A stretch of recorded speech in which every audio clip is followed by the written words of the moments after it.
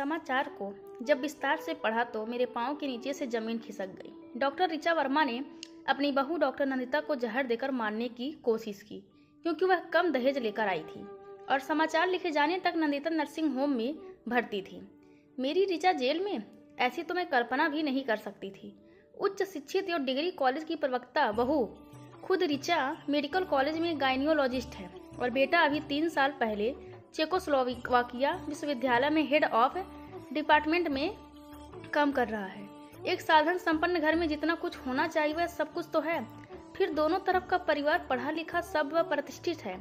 ऐसे में दहेज के लिए हत्या करने का प्रयास करने की ऋचा को क्या जरूरत थी? हाँ, इतना तो मुझे भी पता था कि बेटे के विवाह के बाद वह काफी बीमार रही थी और उसे कई महीने छुट्टी पर रहना पड़ा था, लेकिन अब तो सब कुछ ठीक था।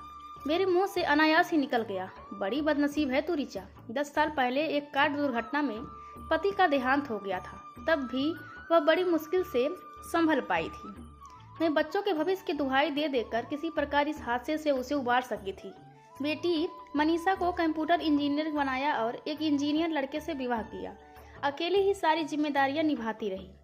वह ससुराल में था ही कौन? पति के 2 भाई थे, एक की मौत हो गई और दूसरा कब का विदेश में बस चुका था।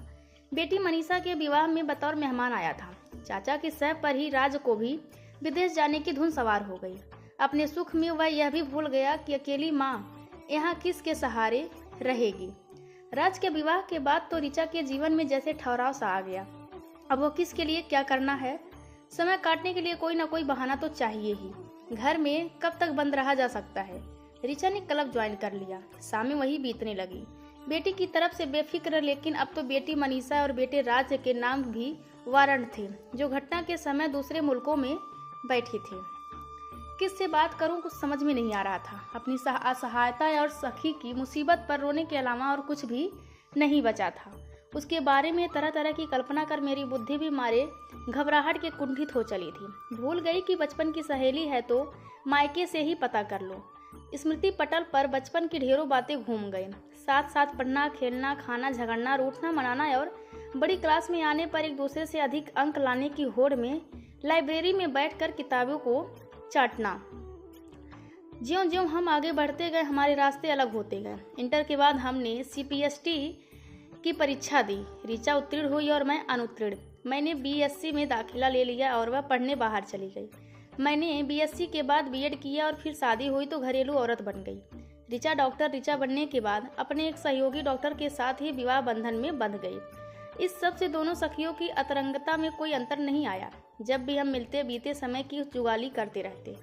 वह अपने मरीजों को भूल जाती और मैं अपने घर परिवार के दायित्वों को। यह बात हमारे पति भी जानते थे, इसीलिए हमारी बातचीत में कोई व्यवधान न डाल वे हमारे उत्तरदायित्वों को खुद संभाल लेते थे। ऐसी ही हंसी खुशी समय गुजरता रहा और हम उम्र की सीढ़ियां चढ़ते दादी नानी सभी बन बैठे। जब भी मिलते एक दूसरे से पूछते कि दादी नानी बनकर कैसा लग रहा है। इस सवाल पर ऋचा कहती, यार मुझे तो लगता ही नहीं कि मैं इतनी बड़ी हो गई हूँ। मेरे मन में तो आज भी कॉलेज की मौज मस्ती घूमती रहती है। हाल तो मेरा भी यही है ऋचा। जब बच्चे अम्मा जी और नानी माँ कहते हैं तो लगता है जबरदस्ती किसी सुरंग में घसीटा जा रहा है। अपनी अतरंग सहेली के परिवार में गुपचुप ऐसा क्या घुन लग गया कि उसे जेल तक ले पहुंचा। अब पूछूं भी तो किससे?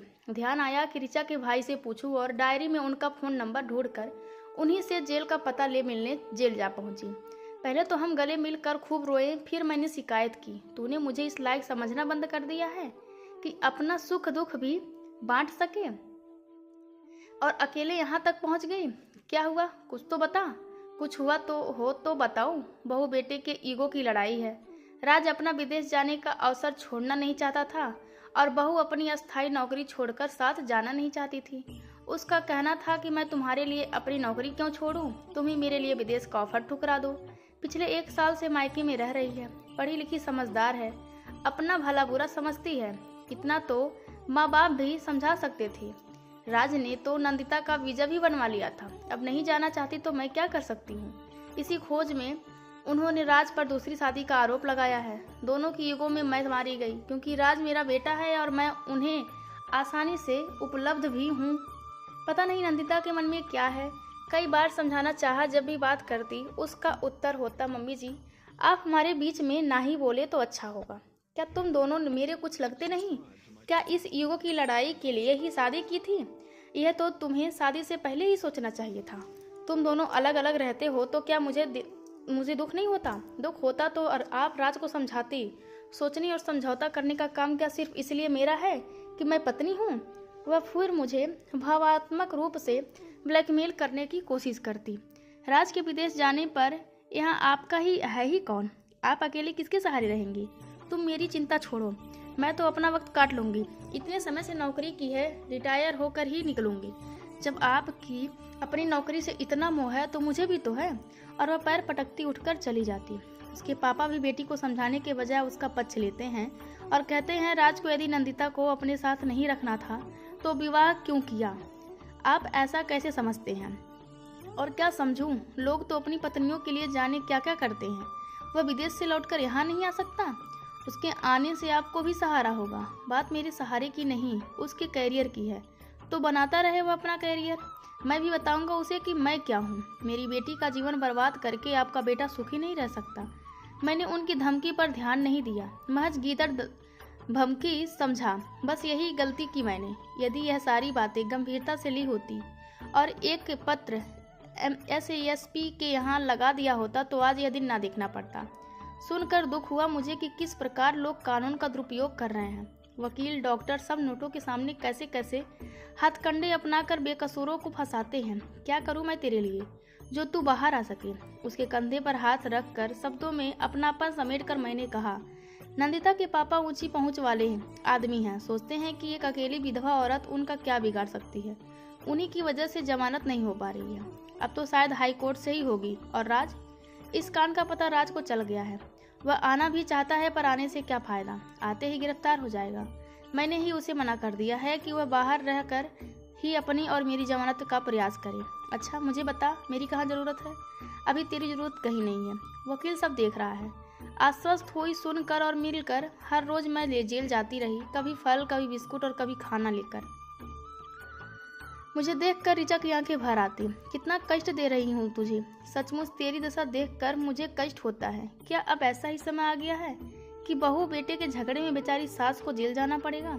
हाँ, मैंने सोच समझकर यही निष्कर्ष निकाला है कि विवाह के बाद बेटा बहू को अलग रहने दो। कम से कम उनके मन मुटाव में माँ को जेल तो नहीं जाना पड़ेगा। अभी क्या है, जब तू जेल से बाहर आएगी लोग तुझे ऐसे देखेंगे जैसे तूने कत्ल किया है। सास की छवि इतनी खराब कर दी गई है कि एक माँ बेटे का विवाह करते ही चुड़ैल बन जाती है। मैं भी क्या करूँगी यह समझ में नहीं आ रहा। अब क्या नौकरी कर पाऊंगी? स्टाफ के बीच तरह तरह की चर्चाएं होंगी। लोग जाने क्या क्या कह रहे होंगे। रो पड़ी थी ऋचा। इस तरह की जाने कितनी बातें जेल में होती रही। 20 दिन लग गए रिहाई में। आज ऋचा को साथ लेकर लौटी हूँ। जमकर सोऊंगी और ऋचा आगे की योजना बनाती सारी रात जाग कर काट देगी, क्योंकि उसकी यातनाओं का अंत अभी नहीं हुआ है। आंखों से नींद कोसों दूर हो गई है। दोनों सोने का बहाना किए 36 का आंकड़ा बनी लेटी हैं। वो अपना भविष्य देख रही है और मैं उसका। कई साल लग गए फैसला होने में। ऋचा ने समय से पहले ही रिटायरमेंट ले ली। तारीखें पढ़ती रहीं और वह अब मरीज देखकर दवाई की पर्ची लिखने की जगह वकील से कानूनी दांवपेच पर विचार विमर्श करती रहती। ज़्यादा तनाव हो जाता तो रात को नींद की गोली खा लेती। बनना संवरना सब छूट गया। जब भी मिलती मैं हमेशा टोकती, स्वयं को संभाल ऋचा। तू खुद को दोषी क्यों समझती है? तू तो बिना किए अपराध की सजा पा रही है। यही तो दुख है और दुख का भार अब सहा नहीं जाता। राज की तरफ देखती हूँ तो दुख और बढ़ जाता है। मैंने कसकर ऋचा का हाथ थाम लिया। देखा राज को भी है। सारे बाल पक गए हैं। चेहरे पर एक अजीब सी उदासी छा गई है। विदेश की नौकरी छोड़ दी है। ऋचा के साथ केस डिस्कस करता रहता है। फैसला होने तक वह दूसरे विवाह के बारे में सोच भी नहीं सकता। उस दिन केस का फैसला होना था। तलाक के 3 अक्षरों पर हस्ताक्षर होने और ऋचा को बाइज्जत बरी होने में 10 साल लग गए। फैसले के बाद पुत्र राज के साथ ऋचा एक तरफ बढ़ गई और नंदिता अपने पापा के साथ दूसरी ओर। कचहरी के मुख्य दरवाजे से दोनों साथ साथ बाहर निकली। पल भर को ठिठकी नंदिता, फिर धीरे धीरे ऋचा और राज के पास आकर खड़ी हो गई। ऋचा की आंखें आग उगलना ही चाहती थी कि नंदिता बोली, I am sorry mummy. Sorry Raj. इन 10 सालों में जीवन की दिशा ही बदल गई। सब कुछ बिखर गया और आज यह लड़की कह रही है आई एम सॉरी। सॉरी नंदिता, कहकर राज आगे बढ़ गया। ठगी सी खड़ी देखती रह गई ऋचा कि यह नियति अभी कुछ और दिखाना चाहती है। कुछ कदम चलकर नंदिता गिरकर बेहोश हो गई। राज के आगे बढ़ते कदम रुक गए।